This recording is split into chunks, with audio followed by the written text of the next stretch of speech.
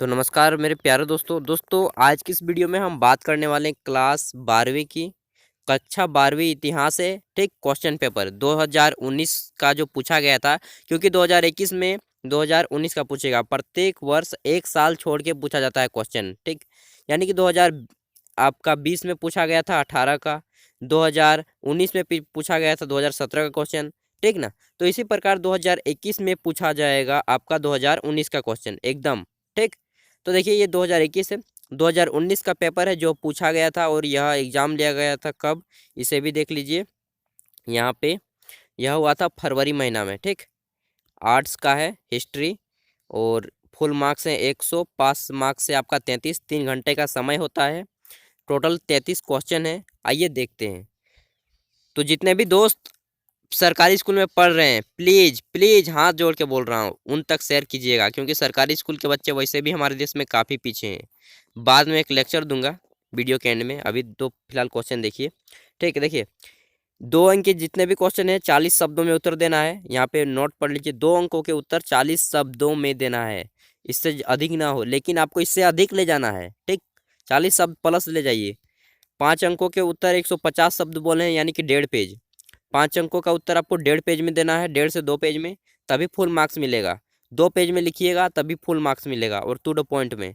8 अंकों के क्वेश्चन बोल रहे हैं 250 पेज, 250 पेज यानी कि आप सोच लीजिएगा 2.5 पेज, लेकिन आपको 3 पेज में उत्तर देना है। 8 अंकों के प्रश्नों का उत्तर 3 पेज में देना है। ठीक, ये हो गए। अब देखिए इधर पहला ऑब्जेक्टिव, जितने भी 15 ऑब्जेक्टिव क्वेश्चन आते हैं ग्रुप ए में 15 ऑब्जेक्टिव क्वेश्चन है। इन 15 ऑब्जेक्टिव क्वेश्चनों को देखिए सबसे पहले। ठीक, खंड ए, पहला क्या है हमारा, सुनिए और क्वेश्चन को पढ़िए। सिंधु सभ्यता का कौन सा स्थल मृतकों का टीला के रूप में विख्यात है? यानी कि मृतकों का टीला किसे कहा जाता है सिंधु स्थान की? तो मोहनजोदड़ो को मृतकों का टीला कहा जाता है। ठीक, पहला क्वेश्चन हो गया। दूसरा देखिए, महाभारत का युद्ध कितने दिनों तक चला था? तो महाभारत का युद्ध 18 दिनों तक चला था, जो कि भारत के अभी तक का सबसे बड़ा युद्ध है। अभी तक का महाभारत का युद्ध सबसे बड़ा युद्ध है। दूसरे नंबर पे आता है कलिंग का युद्ध। तीसरा क्वेश्चन देखिए, तीसरा क्वेश्चन क्या कहता है कि महात्मा बुद्ध का जन्म कहाँ हुआ था? तो महात्मा बुद्ध का जन्म हुआ था लुम्बिनी में। ठीक, लुम्बिनी में हुआ था महात्मा बुद्ध का जन्म। चौथा क्वेश्चन क्या है, मौर्य साम्राज्य का तृतीय शासक, जो मौर्य सम्राट का सबसे महान शासक भी था, कौन था? अशोक, सम्राट अशोक। इसी ने कलिंग का युद्ध लड़ा था। ठीक, मौर्य सम्राट का तृतीय शासक कौन था? सम्राट अशोक, जो मौर्य सम्राट का सबसे महान शासक भी था। पांचवा क्वेश्चन देखिए, सुनिए अच्छा से। गुप्त राजवंश के किस शासक को भारत का नेपोलियन कहा जाता है? ये भारत का नेपोलियन, जबकि भाई भारत का नेपोलियन कहा जाता है, होना ये चाहिए कि भारत का नेपोलियन के समान मत, भारत के समुद्रगुप्त के समान कौन है? ऐसे तो इसका आंसर हो जाएगा समुद्रगुप्त। लेकिन समुद्रगुप्त पहले हुए थे, और बोला जाता है कि भारत का नेपोलियन किसे कहा जाता है। ये जो है ना, मतलब हमारी शिक्षा व्यवस्था गोल मटोल कर दी है सालों ने। गाली देने का मन करेगा, बिल्कुल करेगा। आप भी जब सच्चाई जानेंगे भारत की शिक्षा व्यवस्था की, तो आपको गाली देने का, थूकने का मन करेगा। चलिए क्वेश्चन देखिए 6 नंबर, अल्बेरोनी किसके साथ भारत आया था? हमारे लोगों को, यहाँ के लोगों को हिंद दिखाया जाता है, आपको शायद मालूम नहीं होगा। अभी क्वेश्चन करते हैं, अल्बेरोनी किसके साथ भारत आया था? तो किसके साथ आया था? मोहम्मद गजनवी के साथ। महमूद गजनी के साथ भारत आया था अल्बेरोनी। ठीक ना, ये एक विदेशी लेखक था। उसके बाद हमारा 7 नंबर क्वेश्चन आता है, बीजक। बीजक एक पुस्तक का नाम है, जिसमें किसके उपदेश संग्रहित है? जो बीजक जो है, बीजक, इसमें कबीरदास जी के उपदेश संग्रहित हैं। यानी कि कबीरदास जी ने अपने वचन लिखे हैं, अपने जितने भी मोटिवेशनल स्पीच बोले हैं, यही बीजक में बोले, बीजक नामक ग्रंथ में। ठीक, अगला हमारा क्वेश्चन है 8 नंबर, आमाक्त मूल्यवाद की जो पुस्तक है, ठीक ना, आमक्त मूल्यवाद एक पुस्तक है, एक नामक ग्रंथ के लेखक कौन है? इसके लेखक हैं कृष्ण देव राय। ठीक, विजयनगर साम्राज्य के सबसे महान राजा कृष्ण देव राय, ये इनके लेखक हैं आमक्त मूल्यवाद के। ठीक, अगला क्वेश्चन क्या है हमारा, और यहाँ पे 9 नंबर है। अगला क्वेश्चन है हमारा, किस मुगल शासक ने हिंदुओं पर जजिया कर लगाया था? तो एक प्रकार का जजिया कर होता था, जो कि हिंदुओं पर लगाया जाता था। ठीक, हिंदू धर्म में, परंतु यह जो है अकबर ने जजिया कर को हटा दिया था। ठीक, किस मुगल शासक ने हिंदुओं से जजिया कर हटाया था? किसने हटाया था? अकबर ने, और दोबारा लगा दिया था औरंगजेब ने। ठीक ना, औरंगजेब ने दोबारा लगाया था लेकिन अकबर ने हटा दिया था। अगला क्वेश्चन है हमारा, बुलंद दरवाजा कहाँ था या कहाँ है? अभी भी है तो है ही ज़्यादा रहेगा। बुलंद दरवाजा कहाँ है? फतेहपुर सिकरी। फतेहपुर सिकरी कहाँ है? आगरा में, मतलब उत्तर प्रदेश में, यूपी में। ठीक, बुलंद दरवाजा कहाँ है? फतेहपुर सिकरी, उत्तर प्रदेश।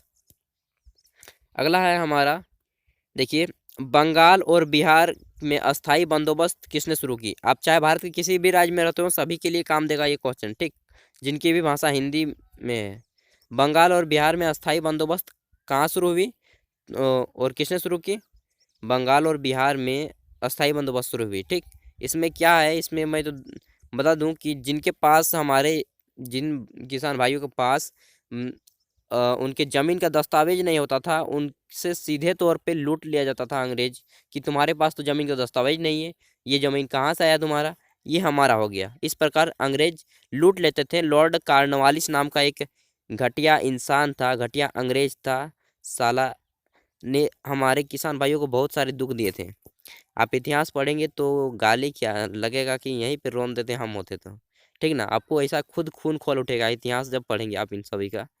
तो बंगाल और बिहार में अस्थाई बंदोबस्त शुरू किया था, किसने किया था? लॉर्ड कॉर्नवालिस ने, और हमारे किसान भाइयों को बड़ी दुख पहुंचाई थी। अगला है हमारा 12th नंबर क्वेश्चन, भारतीय राष्ट्र कांग्रेस की स्थापना किस वर्ष हुई? तो भारतीय राष्ट्र कांग्रेस की स्थापना हुई थी 1885 ईस्वी में, मुंबई में। ठीक, पहले बम्बई कहा जाता था, अब मुंबई हो गया है, जो कि महाराष्ट्र में है। ये हो गया ख नंबर। 13 नंबर क्वेश्चन है हमारा, स्वराज पार्टी के संस्थापक कौन थे? स्वराज पार्टी के संस्थापक थे मोतीलाल नेहरू, जो कि जवाहरलाल नेहरू के पिता थे, और सी आर दास। ठीक, ये दोनों ने मिलकर जो है स्वराज पार्टी नाम की एक स्थापना की पार्टी थी। इलेक्शन की, चुनाव लड़ने की एक पार्टी थी स्वराज पार्टी। ठीक, ये इसकी स्थापना की थी इन दोनों ने मिलकर, मोतीलाल नेहरू और सी आर दास। तो आप क्वेश्चन का एक अनुमान लगा लीजिए, खाका तैयार कर लीजिए कि किस प्रकार का क्वेश्चन आता है, और एग्जाम देने बैठ जाइए अपने घर में ही 3 घंटे समय देख के, तभी आप एग्जाम में फाइट करने पाइएगा। असहयोग आंदोलन की शुरुआत किसने की? तो असहयोग आंदोलन की शुरुआत की थी महात्मा गांधी ने। ये सब तो हम जानते ही हैं। 15 नंबर अंतिम क्वेश्चन है हमारा कि भारतीय संविधान किस तिथि और किस वर्ष को लागू हुआ? तो भारत संविधान कब लागू हुआ था? तो ये हो गया था हमारा 26 जनवरी 1950 में। लेकिन कोई काम का नहीं, संविधान लागू तो हो गया, लेकिन आज भी हमारे देश में इतनी बेरोजगारी, इतनी गरीबी है जितना 1950 में नहीं थी, जितना आज है बेरोजगारी और गरीबी। ठीक ना, तो संविधान, भारतीय संविधान किस तिथि को और किस वर्ष लागू हुआ? 26 जनवरी 1950 को लागू हुआ था।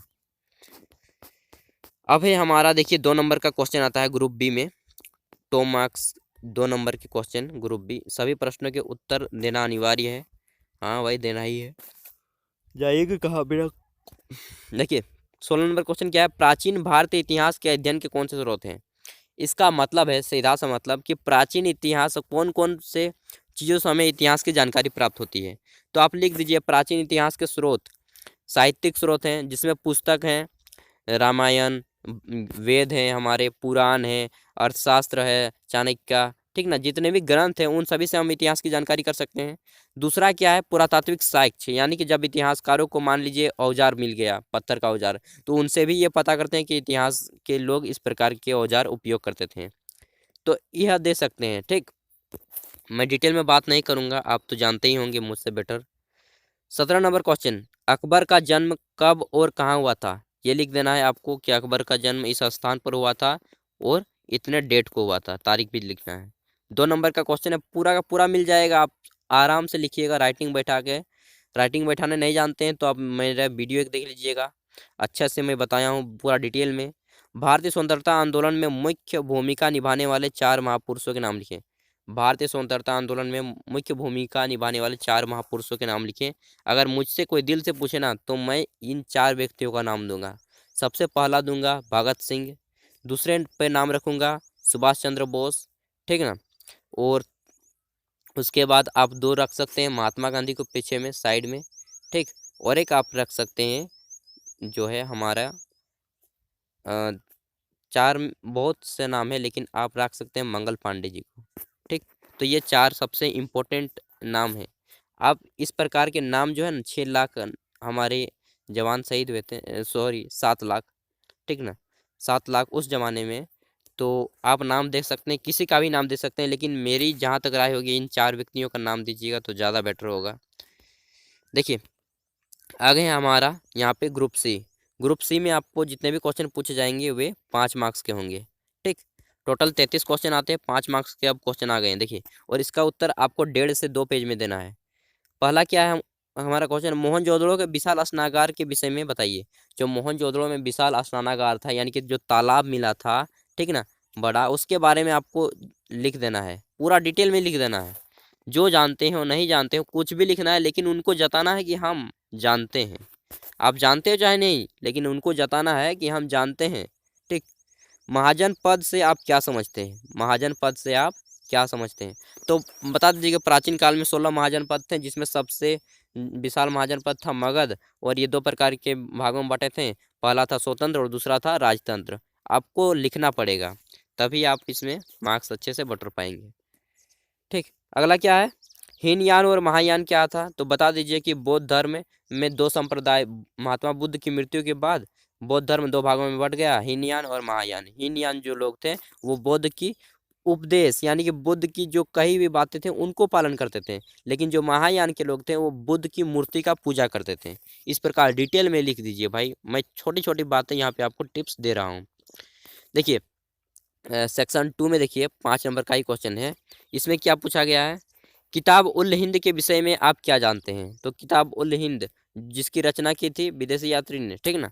आपकी इसको बारे में डिटेल में बता देना है कि इसमें भारत का इतिहास दिया गया है, उस समय की जो सती प्रथा वगैरह सारी कुछ कब यहाँ पे जिक्र किया गया है, पूरा डिटेल में लिख देना है। इसके राइटर का भी नाम लिखना है कि किसने लिखा है, ठीक। अगला हमारा क्या है, अमर नायक कौन थे?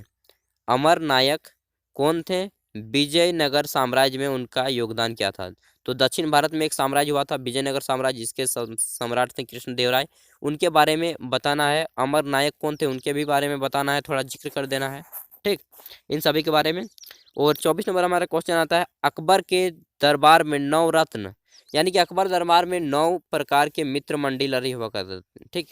9 प्रकार के मंत्री हुआ करते थे, जिसमें से कौन कौन थे आपको बता देना है कि बीरबल था एक, ठीक ना। इस प्रकार के 9 जितने भी थे, और उनका जो अकबर का शाही कवि था, उस प्रकार के पूरे 9 व्यक्तियों के नाम बता दीजिए। नहीं बता पाते हैं तो कुछ भी लिख दीजिए 9 रत्नों के बारे में। एक मंत्री की जो कार्यशैली होती है उसको आप विवरण में दे सकते हैं। अब देखिए 25 नंबर है हमारा संथाल विद्रोह। संथाल विद्रोह के मुख्य कारण का उल्लेख कीजिए। और बिरसा मुंडा, इसका सिद्धू कानू प्रमुख जो थे इसके बारे में, सॉरी, सिद्धू कान्हू जो थे प्रमुख रूप से संथाल विद्रोह के, उसके बारे में आपको पूरा डिटेल में लिख देना है, कब हुआ, किस प्रकार हुआ, इसमें कितने लोग मरे, ठीक ना। और इस अंग्रेजों ने कैसे सताया सालों ने भारतीयों को, इस प्रकार का पूरा जिक्र, जितना लिख पाइए आप लिख दीजिए। पूरा तो किताब लिख दीजिएगा, आपके पास इतना नॉलेज होना चाहिए। आप 2 पेज के पूरा किताब लिखने के बाद उतना नॉलेज रखिए, ठीक। देखिए 1857 के विद्रोह के लिए डलहौजी कहाँ तक उत्तरदायी था? तो 1857 का जो विद्रोह हुआ था, इसमें लॉर्ड डलहौजी नाम का एक अंग्रेज था, ठीक ना। 1857 के विद्रोह में लॉर्ड डलहौजी नाम का एक अंग्रेज था। तो इसका उत्तरदायित्व कहाँ तक था, इसके बारे में बता देना है कि इसी के कारण सारा कर्जा धरता हुआ था।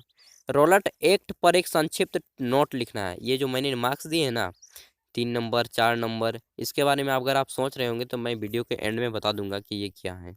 देखिए रॉलेट एक्ट पर एक संक्षिप्त टिप्पणी लिखिए। रॉलेट एक्ट पर एक संक्षिप्त टिप्पणी लिखिए। तो रॉलेट एक्ट बता दीजिए कि ये काला कानून था, जिसके तहत लोगों को किस प्रकार सताया जाता था, बिना बताए कहे कि उनको फांसी दे दिया जाए, कुछ भी कर दिया जाए, उसको मालूम नहीं होगा। इस प्रकार के आपको डिटेल में बता देना है, ठीक। भारत के संविधान निर्माण में डॉक्टर B.R. अम्बेडकर यानी कि भीमराव अम्बेडकर की भूमिका को बताइए। तो बता दीजिए कि यही भारतीय संविधान के कर्ता धर्ता हैं, यही भारतीय संविधान के पिता हैं, प्रथम कानून मंत्री हैं, सभी को इन्होंने ही रचा, ठीक ना। और डबल PhD किए ऑक्सफोर्ड यूनिवर्सिटी से और कैलिफोर्निया यूनिवर्सिटी से, विदेश में पढ़ कर आए। थोड़ा डिटेल में बता दीजिए यार। अगला है हमारा 29 नंबर क्वेश्चन, मोहनजोदड़ो की नगर निर्माण योजना की प्रमुख विशेषताओं का उल्लेख करें। तो मोहनजोदड़ो की नगर निर्माण की क्या क्या विशेषताएं थी नगर में, बता दीजिए कि 2 मंजिले घर हुआ करते थे, घरों की जो पकड़ थी यानी कि ईंट थे वे चूने से और पकी हुई ईंटों से बने हुए थे, चूने की जुड़ाई होती थी और नगर में नाले होते थे। इस प्रकार के डिटेल में लिख दीजिए। एक नगर की जो खासियत होती है ना, मोहनजोदड़ो में किस प्रकार के नगर थे सारा कुछ बता दीजिए, A to Z, जितना नॉलेज है जितना ज्ञान है सभी घुसेड़ दीजिए एकदम।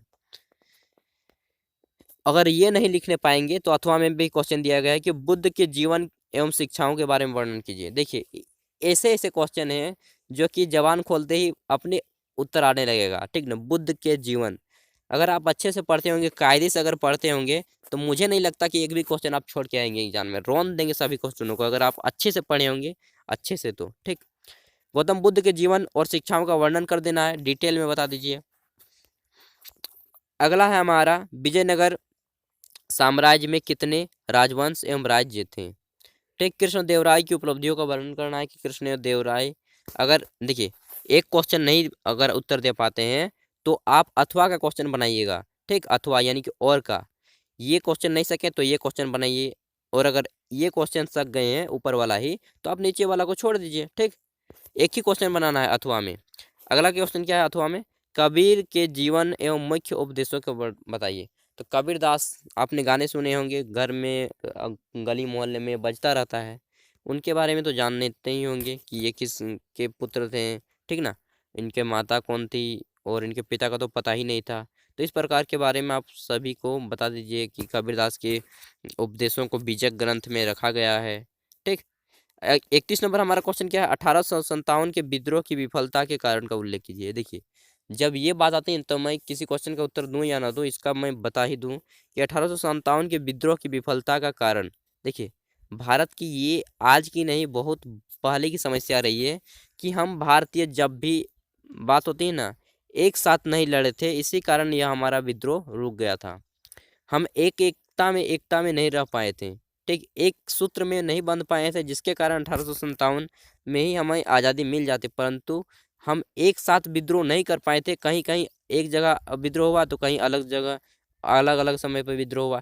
एक साथ अगर विद्रोह होता तो हम जीत जाते हैं। सबसे बड़ी विफलता था हम एकता के सूत्र में नहीं थे और समय से पहले विद्रोह हो गया। जिस डेट को हमें फिक्स किया गया था कि हमें आज विद्रोह करना है, उससे पहले ही डेट में हम विद्रोह कर दिए थे, ठीक। इसलिए हमें सब्र रखना चाहिए, हम भारतीयों को सब्र रखनी चाहिए और एक साथ मिलकर काम करना चाहिए। इस विद्रोह से हमें सीख मिलती है, इतिहास की 1857 की घटना से हमें यह सीख लेनी चाहिए। ये नहीं कि सिर्फ इतिहास पढ़ रहे हैं और पढ़ रहे हैं, सीख लीजिए इतिहास से दोस्त।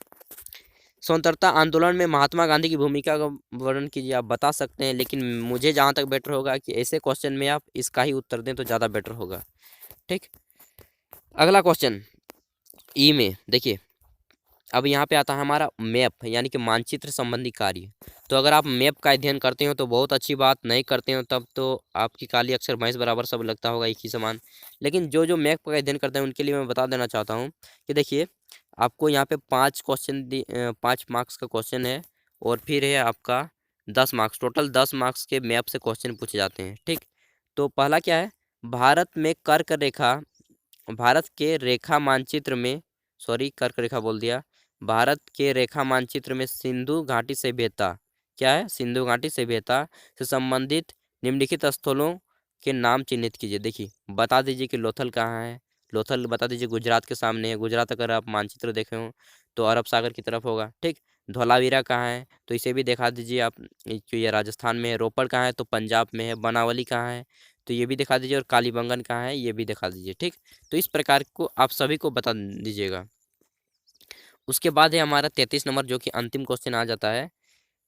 देखिए भारत के रेखा मानचित्र पर निम्न स्थानों को दर्शाइए जहां पर 1857 का विद्रोह हुआ था। अगर आप 1857 का विद्रोह अच्छे से पढ़े हैं तो बता दीजिएगा बैरकपुर जो छावनी थी वह कहाँ पे है, ठीक ना, उत्तर प्रदेश में। जगदीशपुर कहाँ पे है, लखनऊ कहाँ पे, झांसी कहाँ पे, मेरठ कहाँ पे। अगर आप नहीं सकते हैं तो उत्तर प्रदेश का जो इलाका देख रहे हैं, ठीक ना, जो नेपाल के सामने है, वहाँ के 5 स्थानों को लाइन लाइन कर करके लिख दीजिए। बता दे रहा हूँ आपको उत्तर मिल जाएंगे, मार्क्स मिल जाएंगे दोस्त। अगर आप थोड़ी सी मैप की जानकारी रखते हैं तो सभी मार्क्स से बटोर लेंगे। 100 में जो अच्छे से कायदे से पढ़ता है उसके लिए 80 प्लस लाना कोई बड़ी बात नहीं है, ठीक। 80+ लाना कोई बड़ी बात नहीं है। क्यों? क्योंकि मेरा खुद आया, इसलिए मैं आपको कॉन्फिडेंस के साथ बता सकता हूँ।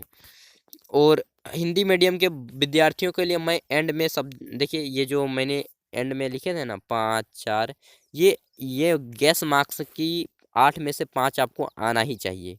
मिनिमम इतना मार्क्स आना ही चाहिए। जिसमें लाइनिंग देखे हैं 8 में 5, तो इसमें 5 मार्क्स आना ही चाहिए। ऐसा अगर आप लिखेंगे तो उतना मार्क्स आ ही जाएगा मिनिमम। ये मेरा एक गेस है, ठीक। यहाँ पे 5 मार्क्स का है तो 5 में 3 मार्क्स आ ही जाएगा। जिस प्रकार लिखने को कहा है अगर उस प्रकार आप लिखते हैं तो ठीक। उससे ज़्यादा आएगा लेकिन उससे कम कभी नहीं आएगा, ठीक। ये मेरा कहा हो गया है। अब देखिए यहाँ पे मैं क्या बता रहा था अंत में कि देखिए भारत जो है ना, यहाँ पे 15 लाख सरकारी विद्यालय हैं। कितने? 15 लाख। पूरे के पूरे भारत के 2800 राज्य और 8 केंद्र शासित प्रदेशों में 2021 की बात कर रहा हूँ, 21-22 की, 15 लाख सरकारी विद्यालय हैं। लेकिन इन 15 लाख विद्यालयों में जो मास्टर है ना, प्रत्येक 50 विद्यार्थियों में 2 मास्टर है। उसमें से कायदे का मास्टर नहीं है। मैं पक्का 100% के साथ बोल रहा हूँ कि 90% जो मास्टर होते हैं, 100 में से 90 मास्टर वे पढ़ाते नहीं हैं बल्कि अपना काम निकालने जाते हैं। एकदम जो कायदे की पढ़ाई होती है वे कभी नहीं पढ़ाते हैं, सही रूप में नहीं पढ़ाते हैं। अपने बेटा बेटी को मालूम है कि सरकारी स्कूल में नहीं पढ़ाई होती, इसलिए खुद के बेटा बेटी को जो है प्राइवेट स्कूल में डाल देते हैं। और हम खुद जाते हैं, वे जो पढ़ाते हैं वे खुद जाते हैं पढ़ाने के लिए सरकारी स्कूल के विद्यालयों में, ठीक है ना। क्योंकि वे पढ़ाते हैं उस जगह पे जहाँ पे भेड़ बकरियों की तरह वे पढ़ाते हैं, और वे खुद अपने बेटा बेटी को उस जगह पे भेजते हैं जहाँ पे अच्छी पढ़ाई होती है। तो दोस्त, कोई साथ नहीं देगा इस दुनिया में। पढ़ना है तो खुद पढ़िए, नहीं तो जाइएगा। और कहाँ जाइएगा आप अच्छी तरह से समझ सकते हैं। 12वीं कक्षा के आप विद्यार्थी हो चुके हैं, ठीक ना। तो अब देश की दशा और दिशा हम सभी के हाथ में है, आपके हाथ में है। कमान कैसे खड़ा कीजिएगा अब आपके हाथ में है। सोचना है आगे आपके लिए। तो फिर मिलते हैं एक नेक्स्ट वीडियो के साथ। तब तक के लिए बाय। पढ़िए, अपने हक के लिए लड़िए, अपने हक के लिए लड़िए। कोई आपका हक नहीं दिलाएगा, आपको खुद लेना पड़ेगा। यह मेरी एक छोटी सी विनती है। और दोस्तों को शेयर कर दीजिएगा जो भी 12वीं कक्षा में पढ़ते हों, ठीक ना। और चैनल पे पहली बार आए तो सब्सक्राइब करते जाइएगा, बेल आइकन को प्रेस करते जाइएगा। यहीं पे आपको पढ़ाई से रिलेटेड वीडियो मिलेंगी, साथ ही आपको मोटिवेशनल थॉट्स भी मिलेंगे, ऐसे कुछ जो जुनून से भर देंगे। धन्यवाद। अपने स्वास्थ्य का ख्याल रखिएगा।